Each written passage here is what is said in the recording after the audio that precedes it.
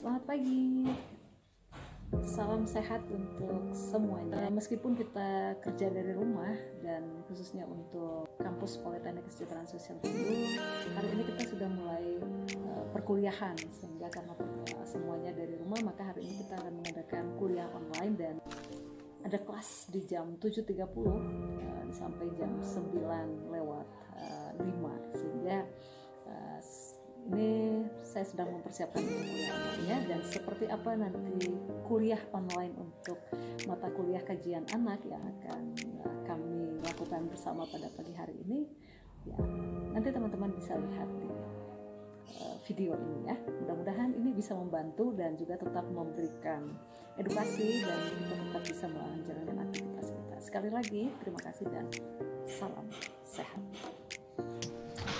Oke, ini kalian sudah bisa lihat screen saya? Sudah, Bu. Sudah, Bu. Bisa, Bu. Ya?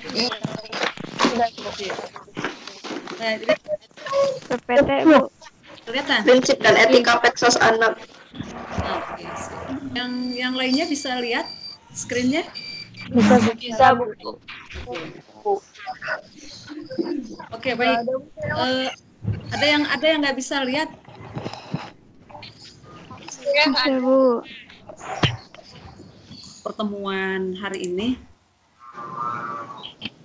tentang prinsip dan etika pekerja sosial anak. Nah, di situ kalau bisa kalian lihat itu ada hashtag ya.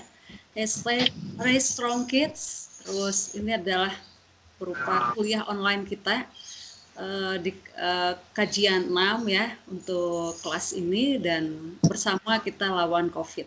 Nah, sehingga ini menjadi komitmen kita bersama untuk kemudian bisa melawan atau bersama untuk mendukung teman-teman yang berada di garis depan. Ya, oke. Masih ingat dengan prinsip-prinsip pekerjaan sosial ya? Apa aja prinsip pekerjaan sosial? Prinsip kerahasiaan. Oke, prinsip kerahasiaan. Terus Penerimaan. Mental. Oke, jadi ini kita berbicara tentang prinsip dan etika dalam praktek pekerjaan sosial anak, gitu ya. Nah, ini tidak terlepas dari prinsip-prinsip pekerjaan sosial. Jadi selalu mengacu kepada prinsip-prinsip yang ada di dalam pekerjaan sosial. Nah, ketika kita berpraktek dengan pekerjaan sosial anak, maka ada prinsip-prinsip pekerjaan sosial yang perlu atau yang wajib kita perhatikan. Nah, gitu ya. Tadi beberapa sudah disampaikan. Penerimaan, ada prinsip komunikasi, individualisasi, partisipasi, confidentiality, dan self awareness. Kalau bagaimana kira-kira menurut teman-teman kalau prinsip penerimaan ini dalam praktek pekerjaan sosial anak? Ya, yuk. Jadi kalau menurut saya tuh acceptance pekerjaan sosial ke anak itu jadi kayak menerima latar belakang anak, apapun misalnya orang tuanya mungkin HIV atau apa. Nah, ketika kita menangani anak, kita harus menerima latar belakang anak tersebut gitu. Nah, terus udah gitu menerima identitasnya juga, kayak gitu sih, Bu, menurut Panji. Oke. Kalau menurut saya penerimaan prinsip Peksos tentang penerimaan anak itu ya hampir sama seperti Panji, menerima segala misalkan ada kekurangan dari anak itu diterima. Misalkan ada kita nggak boleh judgmental juga, nyambung ke judgmental juga, non judgmental. Nah, jadi menerima apa adanya klien dan seperti apa latar belakang klien, seperti itu. Kita diterima dengan baik, itu akan membangun rasa kepercayaan diri kita. Nah, gitu ya. Atau ada tanggapan tentang ini, atau ada masukan, atau ada pendapat tentang prinsip acceptance ini yang teman-teman pahami kira-kira seperti apa? Enggak sih, Bu, paling kayak gitu sih, Bu, sama. Oke. Sekarang kita ke prinsip yang kedua, komunikasi. prinsip komunikasi, ya. Oke, prinsip komunikasi ini berkaitan dengan kemampuan kita sebagai pekerja sosial untuk menangkap informasi yang dikemukakan oleh klien, baik secara verbal maupun nonverbal. Jadi berkaitan dengan kemampuan kita untuk mengerti, menerima informasinya yang disampaikan oleh anak. Nah, baik itu secara verbal, kata-kata ataupun nonverbal. Jadi melalui body language-nya, mungkin ketika kita sapa mereka, ajak berkenalan, mungkin tidak terucap dengan verbal, tapi ada gestur, body language yang disampaikan anak mungkin sepertinya masih sungkan. Kita harus kemudian bisa memahami itu, bisa menerima itu, dan memaknai itu. Oke. Bu. Nah, berikutnya adalah tentang individualisasi. Oke, individualisasi. Nah, individualisasi ini berkaitan dengan keunikan. Nah, bahwa setiap individu itu unik, setiap orang itu berbeda, dan kita ini juga merupakan prinsip paling mendasar dalam praktek pekerjaan sosial. Harus dapat menerima keunikan anak, memiliki perbedaan satu sama lain. Jadi keperbedaan ya, kemampuan dalam mengungkapkan permasalahannya, ada yang malu-malu mungkin, ada juga yang aktif dan lain sebagainya. Ya. Win, ini seperti apa kira-kira? Menurut saya Bu, tergantung dengan karakter masing-masing orang itu berbeda-beda Bu. Baik dalam segi sifat, baik dalam segi emosional, sikap dan sebagainya itu berbeda-beda. Jadi pekerja sosial juga harus bisa menyesuaikan diri dengan klien tersebut. Itu misal Bu dalam kasus anak, apabila ada anak yang berhadapan dengan hukum di dalam undang-undang, di dalam mengambil keputusan, anak tersebut harus dilibatkan dengan keluarganya dan dia sendiri. Izin menjawab, Bu. Ya, silakan. Isni, ya mungkin partisipasinya itu nanti bisa mengedukasi anak kan terhadap kondisi COVID-19 ini, nanti menggunakan media bermain. Jadi ada partisipasi terhadap anaknya juga. Media bermain itu misalkan nantinya memberi edukasi mengenai etika bercuci tangan, karena kan cuci tangan itu penting dalam keadaan sekarang. Nanti bisa dengan menggunakan menyanyikan lagu Happy Birthday itu 2 kali, ketukan yang sesuai dengan 20 detik, atau misal pun nyanyian lagu lainnya yang sekarang sudah banyak Bu di internet seperti itu. Oke, kalau misalnya nanti sambil ada pertanyaan, teman-teman bisa menuliskan di ruang chatting ya. Jadi ada di ruang chatting, ketika misalnya ada pertanyaan, nah teman-teman bisa menuliskan itu di ruang chatting. Oke. Kemudian yang confidentiality, ayo, seperti apa sih prinsip confidentiality? Yuk, siapa yang ingin memberikan pendapat tentang prinsip confidentiality? Saya Bu Amelia. Oke. NRP-nya 296. Nah, menurut saya prinsip confidentiality itu maksudnya prinsip kerahasiaan, di mana pekerja sosial harus merahasiakan apapun informasi yang berkenaan dengan keadaan klien tanpa sepengetahuan dari klien atau izin dari klien dan orang tua yang bersangkutan gitu. Kerahasiaan juga kayak berpengaruh berkaitan dengan kepercayaan antara klien dengan pekerja sosial. Jadi walaupun dia masih anak-anak, tapi pekerja sosial harus menerapkan dari klien. Menurut saya gitu. Izin menjawab Bu, Ayu. Ya. Mungkin bisa ini Bu, minta izin dulu untuk misalkan biasanya kan kalau mau ngefoto kayak gitu Bu, kalau misalkan kayak praktikum kan juga Pak mohon izin boleh mengambil foto seperti itu kalau misalkan mau ngefoto seperti itu. Gimana menurut Firen tentang prinsip self awareness? Iya, izin untuk menjawab Bu, itu adalah prinsip di mana kesadaran diri dari peksos itu tersebut. Jadi pekerja sosial sebagai seorang manusia biasa itu juga memiliki keterbatasan gitu. Jadi menurut saya pekerja sosial itu harus mampu mengukur dirinya sendiri ketika memberikan pertolongan kepada si klien. Apa gini Bu, maksudnya apabila si dalam proses pertolongan pekerja sosial ini merasa tidak mampu untuk melanjutkan layanan terhadap si klien karena sesuatu hal, pekerja sosial itu dapat memberitahukannya kepada si klien dan menyepakati pemutusan kontrak layanan tersebut kepada si klien gitu menurut saya. Kalau misalnya self awareness itu kan kalau misalnya saya waktu itu dapat di mata kuliah nilai etika dan HAM sama di komunikasi dan relasi Bu. Nah kalau misalnya self awareness itu intinya sih kalau misalnya ke anak ya Bu ya, kalau misalnya ke anak karena kan terkenal nih anak itu dia tuh kayak powerless gitu loh. Maksudnya dia ruangnya selalu dibatasi sama orang dewasa. Nah, kalau mawas diri terhadap anak itu yang pertama itu gimana caranya kita bisa share power sih Bu ke anak? Ada pendapat, opini, pemahaman terkait dengan self awareness? Izin ngejawab Bu. Oke, siapa ini? Bu, izin menjawab. Siapa? Amel.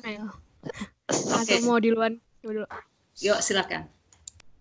Ya, jadi kalau menurut saya self awareness pekerja sosial saat menangani klien anak adalah ketika pekerja sosial tahu batasan dirinya sejauh mana ia mampu melayani anak tersebut. Nah, kita tahu kan bahwa pelayanan kepada anak itu komprehensif gitu, nggak cuma sebatas kepada anak doang, tapi kita juga harus melihat dari sisi sosialnya, dari sisi psikologisnya, dari segi pendidikannya gitu. Jadi Peksos memang membawahi banyak hal di dalam pelayanan kepada anak, tapi Peksos juga harus self-awareness kepada apa yang bisa dia lakukan kepada anak tersebut. Nah, jadi prinsipnya adalah ketika Peksos sudah ngeras kayaknya dia nggak bisa nih menangani anak tersebut menyelesaikan solusinya adalah dia harus melakukan rujukan gitu. Misalnya nih anak ini mengalami kena ke psikisnya gitu Bu dalam satu masalah. Nah, Peksos tahu bahwa dia nggak menangani di bagian psikis gitu. Maka dia harus merujuk anak tersebut kepada psikolog misalnya seperti itu. Nah, Peksos juga harus deal-dealan juga gitu dengan si anak itu terkait dengan kontrak yang sedang dijalin kayak gitu. Jadi Peksos harus bisa mengukur kemampuan dirinya ketika memberi pertolongan kepada klien. Gitu Bu, menurut saya. Izin menambahkan Bu, Sania juga sependapat ya dengan Viren dan Amel bahwa Peksos itu harus bisa mengukur dirinya sendiri dalam melaksanakan pelayanan terhadap anak. Mungkin lebih ke contohnya lagi Bu, tadi kan memang dijelaskan bahwa apabila Peksos itu merasa tidak sanggup terhadap situasi apa yang dihadapi oleh anak atau kondisinya itu bisa merujuk ke Peksos yang lain. Mungkin juga bisa apabila ketika Peksos itu menangani anak, Peksos itu mungkin lebih teringat kepada saudaranya atau kepada adiknya. Jadi ketika melakukan pelayanan itu merasa lebih ke adik atau ke saudaranya sendiri. Nah itu tuh mungkin menghilangkan rasa profesionalitasnya ya Bu. Karena dia mungkin jadi lebih kasihan gitu, lebih ada rasa-rasa, ada perasaan-perasaan yang teringat terhadap saudara atau adiknya. Nah itu mungkin apabila sudah terlalu jauh, sudah terlalu menganggap bahwa itu adalah saudara atau adiknya, itu bisa juga dirujuk ke Peksos yang lain gitu. Jadi kita sebagai pekerja sosial harus memahami Bu dari sudut pandang anak bahwa anak itu seperti apa harus seperti apa dan keinginannya itu seperti apa dari sudut pandang anak itu sendiri Bu, bukan dari sudut pandang orang dewasa. Jadi kita lebih memahami dari sudut pandang anak ketimbang dari sudut pandang orang dewasa. Seperti itu mungkin Bu dari Lintang. Ya, dari apa tadi terjemahan tadi Bu, kalau saya melihat Bu, sebetulnya seseorang itu semuanya memiliki nilai yang dipegang gitu Bu, dan nilai itu bisa dikatakan adalah suatu implementasi dari prinsip yang dia pegang. Jadi dalam mengatur hidupnya, dalam melakukan tindakannya, dia itu memiliki nilai-nilai yang melandasi dirinya untuk bergerak gitu Bu.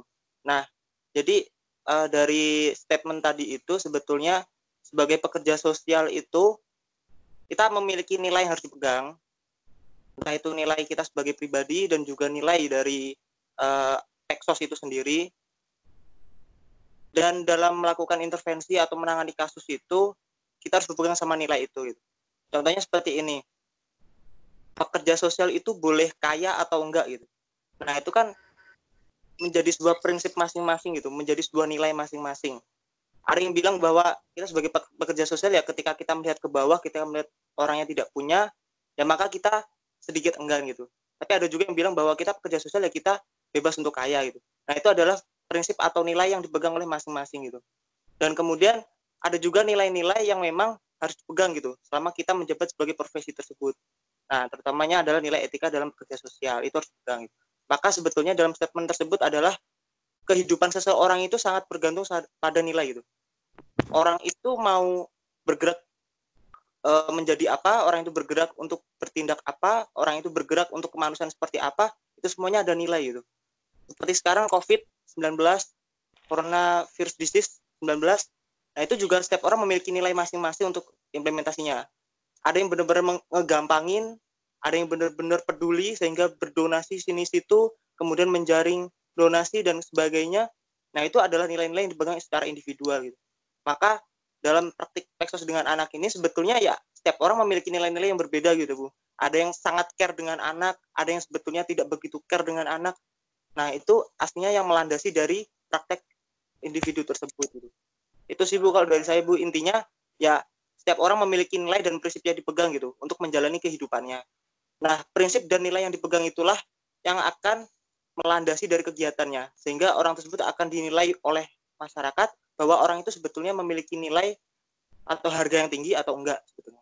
Dan etika praktek pekerjaan sosial dengan anak, maka tadi bahwa prinsip-prinsip yang kemudian kita menjadi mendasari tadi itu adalah berkaitan dengan nilai dan tindakan kita. Sehingga ketika kita tadi prinsip-prinsip tadi salah satunya adalah prinsip partisipasi, kemudian prinsip mendengarkan suara anak, dan prinsip kepentingan terbaik untuk anak, maka prinsip inilah nanti yang kemudian menghubungkan kita atau yang menggerakkan kita dan yang kemudian mengarahkan perilaku tindakan kita. Sehingga ketika kita melakukan assessment, ketika kita melakukan praktek, intervensi, apapun itu dalam kaitannya praktek pekerjaan sosial dengan anak, maka prinsip-prinsip inilah yang mendasari semua tindakan kita. Bahwa kita melihat tadi bahwa melibatkan anak, untuk berpartisipasi dalam pengambilan keputusan, dalam merencanakan apa yang akan kemudian dilakukan, lalu mendengarkan suara anak. Apakah misalnya anak ini dia ketika kita tidak mendominasi, artinya bukan keinginan kita, bukan keinginan suara orang dewasa, tapi kemudian kita mendengarkan suara anak. Dan apakah keputusan atau kemudian intervensi yang akan kemudian dilakukan itu apakah itu kepentingan terbaik untuk anak atau hanya kepentingan orang-orang dewasa di sekitar anak. Nah, sehingga kita harus kemudian memperhatikan itu. Ya, tapi kita semua punya tanggung jawab bersama, punya kepentingan bersama dan juga tanggung jawab moral bersama untuk kemudian juga mensosialisasikan ini. Dan sehingga di penghujung, karena saya kira kita sudah akan mengakhiri tentang perkuliahan kita pertemuan hari ini, nah sehingga saya juga mensosialisasikan ini bahwa terus untuk kita saling mengingatkan bersama tentang bagaimana menjaga diri dan keluarga kita, kemudian bagaimana langkah-langkah mencuci tangan terkait dengan melawan COVID-19 ini secara bersama-sama. Sehingga harapan saya pun teman-teman juga melakukan hal yang sama. Nah, gitu ya. Saya kira ini menjadi pertemuan pertama kita di dalam kuliah ini, di kuliah online. Nah, sehingga kita akan kemudian ada pertemuan berikutnya tentang assessment. Ini menjadi hashtag kita bersama, Raise Strong Kids. Nah, jadi bersama lawan COVID-19. Oke, saya kira itu yang kemudian yang bisa saya sampaikan ke teman-teman, dan terima kasih sudah bersama dalam kuliah online kita, dan sampai ketemu di minggu depan. Tetap jaga kesehatan dan mengedukasi yang lain. Baik, Bu. Ya. Oke, terima kasih semuanya. Sampai ketemu. Terima kasih Bu. Terima kasih Bu. Terima kasih Ibu. Oke, sama-sama. Terima kasih Bu.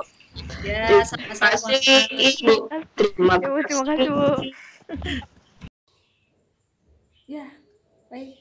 Demikian tadi kuliah online kita hari ini bersama dengan mahasiswa Politeknik Kesejahteraan Sosial Bandung, khususnya untuk kajian anak. Dan mudah-mudahan apa yang sudah kita pelajari bersama hari ini itu bisa menambah wawasan kita dan juga memperkaya pengetahuan kita. Sekali lagi, terima kasih.